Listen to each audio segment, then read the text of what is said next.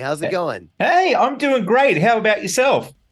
Good, good. You pronounce your name Jai? I do actually. I do. Okay. Want to No, make sure I have it right. most people say Jay. At this point in time in my life, I'm like, yeah, as long as you're friendly to me, I'm fine. Well, once you have a beard that huge and that glorious, you don't even mind the little things. You're like, whatever. Oh, I could say the same about yours, mate. It's very thick, very luscious. Ah, How, uh, how are you going, mate? Look, I just want to say congratulations on the 11th studio album. It's been absolutely killing it. How's kind of the journey been the last, I guess, two years since it's been out? oh, thank you very much. I appreciate that, man.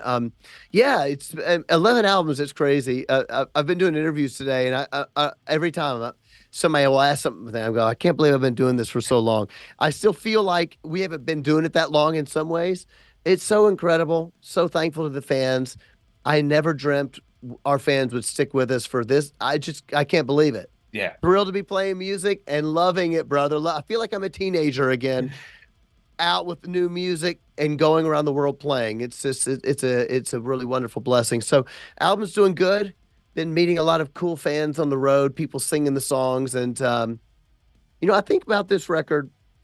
I think that because it came out right at the towards the end of COVID, I would Yeah. say. So it came out in what was that 2022 January though. So Yeah. January 22, which was still sort of we think we're getting to the end, but we're not sure yet. Yeah. And so what it is end up happening is these people keep having these stories like this song did this for me. And a lot of them are very much like COVID related. In other words, Mm. when I think of this album, it's always going to be tied to this period of time where people were like, I was in depression. I was abusing alcohol and drugs because I was so depressed, locked up in my house, and I felt life wasn't worth living anymore. And I heard this song and it made me realize, you know what? I don't want to die. I do want to live. I'm going to push through to get to the end of this thing. So this album's got a lot of stories like that because it was just such a crappy time. What are you going to Yeah. say? It was just a really crappy time. So I think that's the best. Well, that's always the best part of my job. That's the Yeah. best part of this album, to be honest. Because I was just about to say as well, because you do mention that it touched people's lives, and this album will always kind of be linked to that period of time. But it's very kind of special because not everyone in the world can say they've been able to reach out and help people in a time of need, especially doing that through music as well. That's got to kind of be an overwhelming experience for Mm. yourself in a way. You know what? It really is, because I grew up listening to music. Like I see your sweet Iron Maiden poster back there, and Somewhere in Time actually was the first Iron Maiden album I ever heard. Um, it's like I grew up listening to music. My mom died when I was 15 from cancer. She fought cancer for about 3 years. So from the time I was 12 to 15, it was just a house of all the things that come with cancer, Yeah. chemotherapy, vomiting. You're seeing your parent waste away to a skeleton. She lost all of her hair. Not a great life for a few years.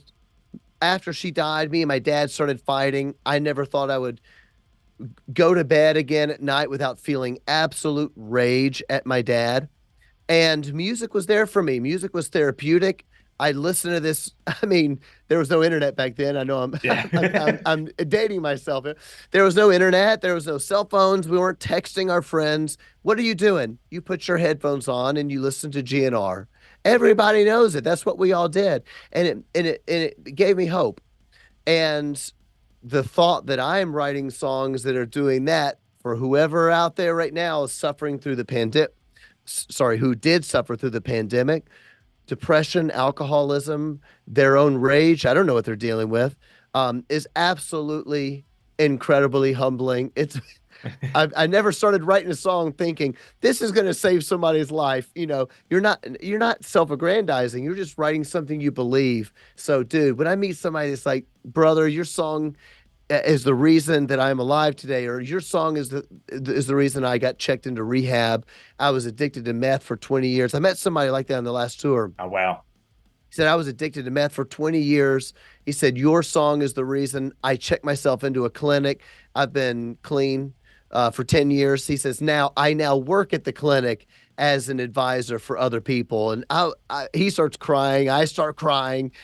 Whoever thought metal would do this, but I love I it. know. And that is the best compliment you can get. That's better than any award you could ever receive from any Grammys, whatever have you, just to be able to touch someone, especially addicted to meth for 20 years. That is going to be the hardest thing to kick. And to be able to guide someone through that journey as well, it just kind of speaks volume.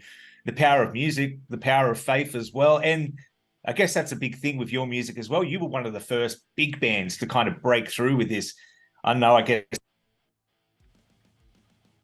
time for the kind of the Christian scene, but also maybe too Christian at the time for the heavy scene.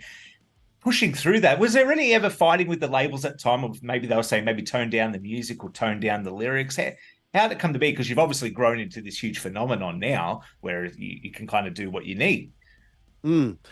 Yeah, I'm trying to think. I will say to give my label, Atlantic, we are on Atlantic Records for 20 years.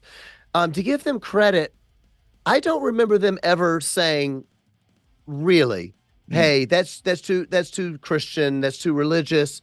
They may have at times said, hey, is this too on the nose, or is there a different way to say this? But not really often. And they were pretty great. But I do remember a funny story. Actually, we were signed by Jason Flom at Lava Records. Jason Flom is I don't know, is was Kid Rock famous down where you guys are at? I don't know if Kid Uh, Rock is a big name or not. when yeah, when Cowboy and Bar to Bar came out, then when All Summer Long came out, that was the only song I think that played on Australian radio for 2 years. So yeah, Okay. we know Kid Rock. Yeah, Okay. Well, he was a phenomenon here. I mean, I think the I think Bottom of the Ball, I think, did probably nearly 20 million records or yeah. something. So he was huge here. But anyway, basically, a lot of big acts signed through them. I think at that time they were working with SDP, I believe, as well. I can't remember. Anyway, point is I remember sitting down in his office. Oh, it was really funny. And he was like, all right, I love your band. I want to sign the band. He was like, what's the Christian thing? What does this mean for me to sign a Christian bill? What does this even mean? And at the time, there were several bands on Atlantic's roster. I won't name them, who had to cancel tours because they had people that had gotten arrested for drugs or gotten arrested for all sorts of things, prostitution, Oh and, wow. and all of a sudden, you imagine the millions and millions of dollars being lost because people were going to jail and all this other stuff. And I didn't know what to say to him. He said, what is this? What does this mean for me to sign a Christian band? And I said, well, it means you'll never lose millions of dollars because none of us is going to go to jail for prostitution. And it was the fun. His eyes, I could tell he's like, all right, I like you. Yeah. So it was kind of cool. But yeah, at the time, they were great to work with. We had a lot of believers in the music industry that believed in Skillet. There were certainly people that didn't understand it, but I think also we got to put ourselves in the moment of the early 2000s. We were coming off of a time in the 90s, that metal was really dark in the Mm. 90s. It was very angry, very nihilistic rage. It's probably why the music was so good. But Corn, I mean, early Corn was very aggressive. And Yeah. if you remember Manson, Marilyn Manson at the time, and so um, all the early Stain stuff, Disturbed, it was a very dark period of time in the early 2000s. It still was not real popular to be like what they would call, quote, positive. Mm. There were some positive acts coming out, but a lot of the times people would equate a religious band with positivity. And I was always very comfortable with that. But I guess what I'm trying to say is that the message of positivity was not all that popular at first. So it was looked at as cheesy or as religious, and maybe is not quite metal enough. Yeah. But we just said, you know what? I don't care. We're sticking to our guns. This is what I want to sing about. I'm not preaching to people. I'm singing something that I think can help somebody through a bad day, and I'm sticking to my guns. And then as the culture changed, 2009, 2010 hit, all of a sudden positivity was really in style, and Skillet became kind of the poster child for the positive rock, if you will. Yeah. in a certain way. But I always said, hey, you know what? I'm not doing it to be popular or not popular. This is what I believe. And I think that's what people like about Skillet. We were authentic.